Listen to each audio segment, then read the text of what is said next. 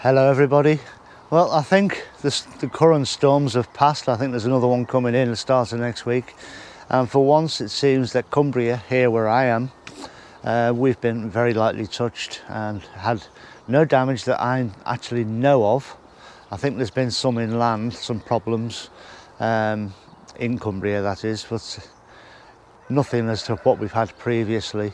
I don't know how it was for everybody else, so let me know in the comments. I think there's another coming in on Monday or Tuesday, is it Frankie or something? But you know, it's just more winter weather.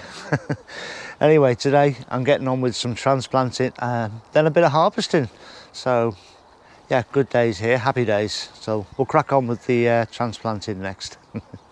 So these are some spring cabbage, and I sowed these ages ago. I actually can't remember when I did sow them, but they're coming up and I'm going to move them to somewhere, well, just over here at my shoulder. So this bed is clear, this side of the allotment is clear, ready for planting, because mostly my onions and shallots are going in this side. I've already got garlic planted there, so we'll just get these moved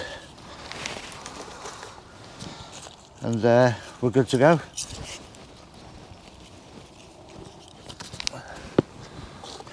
This is at the top of the run of beds that I have at the front of the allotments, and this year, normally I plant my sweet corn here.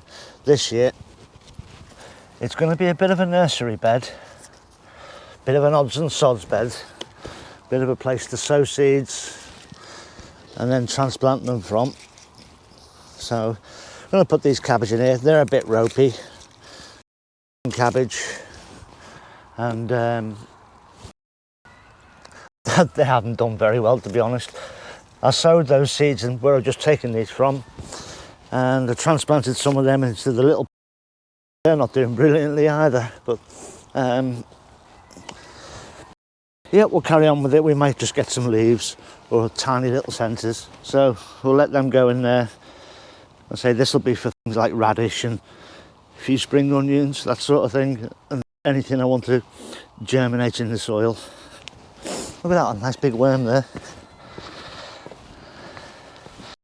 So onto the harvesting, and this carrot box thing here that's got the enviromesh around it, that's next. So I need to take all the weights off there, all the bricks that were put on to stop the wind blowing them away. And I'm going to move the frame, and then I'm just going to totally turn that bed over, get all the carrots out and any weeds, rake it up, ready for planting later in the season. Now, I'm not expecting there to be very many, because we have been harvesting as we go along, and to be honest, I'm not expecting them to be very good either, because I know some pests have been eating them, probably mice. They've been left in over long. These really should have been out towards the end of November at the very latest, really, but they do hold in the ground fairly well. So we've got a few here. I'm more than happy to take these up now. And then we've got the ones in the polytunnel, the Chardonnays, to start eating from now onwards. And that's why I plant the Chardonnays, because normally these are gone by November, and then we start eating them around and over the Christmas period. But there was such a good crop here from last year that we've actually been struggling to eat them all, to be honest. But that's a good thing.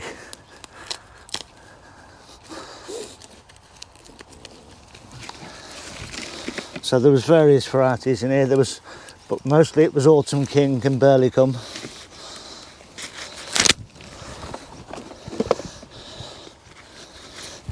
And I've probably got, when all's said and done, a good £5 or £6 a carrot, I would say, maybe more. You see, these were some that were eaten. You can probably make out that they've been hollowed out by something, either slugs or mice, not sure which. I don't mind. We've had a very good crop off them, so I can't complain.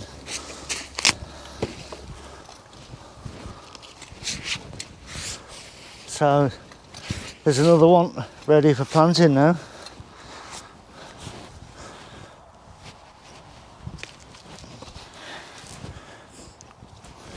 Job's a good one. Happy with that. So there we go, that's the carrot sorted, brill. So this is the next harvest now. I'm going to be doing this in a minute. It's my purple sprouting broccoli. Absolutely delicious, really expensive in the shops. And I've got a ton of it here. It's the ultimate allotment fast food. Doesn't take any time to cook at all. A couple of minutes steaming or in a hot wok with other stir fry veg like my Asian greens, pak choys and stuff. Absolutely stunning. So I think this is going to take me quite some time to go through this, but go through it I must. Oh, I don't know, the things you have to do. And yeah, it's just going straight on top of the carrots. I'm not going to mess around. I'll sort it all out when I get home. And the stem at the top, I'm just going to cross, because that can sometimes give you more harvest. It's a good one. Doesn't always work with the purple, but it definitely works with your normal broccoli. And that's what I'm taking off, and that whole thing is edible, the leaf, the lot. Absolutely lush and very expensive in the supermarket to buy.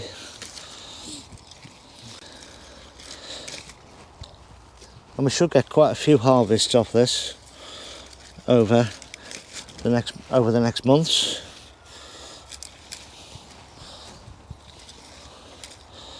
I might not even pick all of it today. I might leave some fresh for later in the week. But so here we go, truck with all the broccoli in.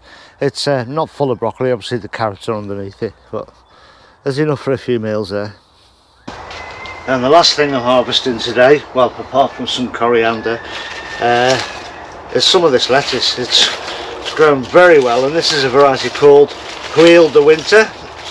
And I've also got some red Grenoble here as well.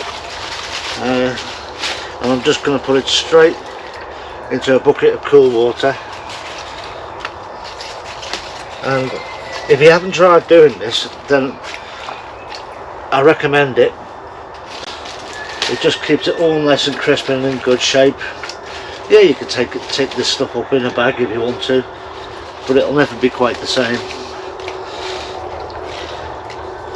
So I think this is kind of showing signs of going to seed now.